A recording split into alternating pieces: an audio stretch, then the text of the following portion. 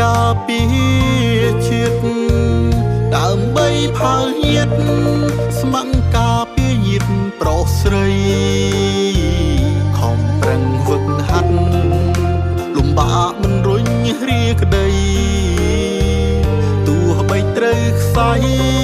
ក៏ខ្ញុំមិនស្ដាយឡើយណាឃ្លាតឆ្ងាយស្រុកឃ្លាតម៉ែឃ្លាតពុកបងប្អូនឃ្លាតប្រពន្ធកូ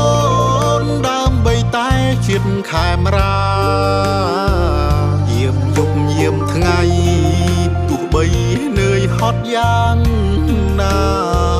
ខ្ញុំនឹងបដិញ្ញាការពារមិនឲ្យបាត់បង់ប្រាសាទតាមន់ប្រាសាទតា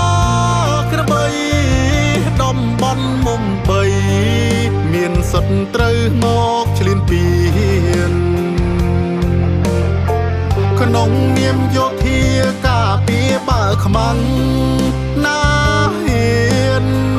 ចូលមកទន្ទ្រាននឹងខ្សែសង្ខាសូមបួងសួងពុទ្ធធំស័ក្តិសិទ្ធិទាំងឡាយជួយថែរក្សាការពារយោធាគ្រប់កាយ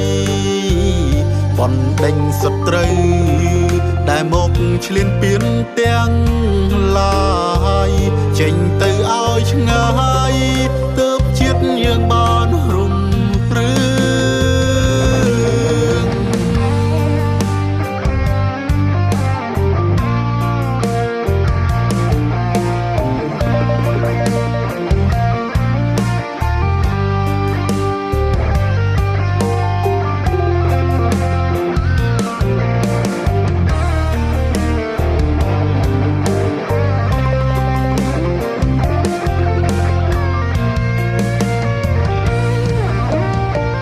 ប្រាសាទតាមន់ប្រាសាទតា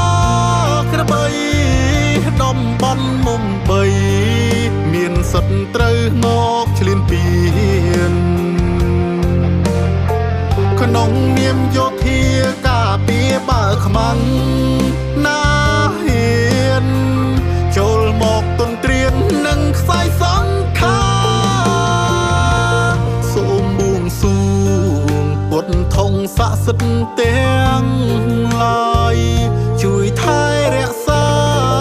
ការពារយោធាគ្រប់កាយបណ្ដេញសត្រូវដែលមកឈ្លានពានទាំង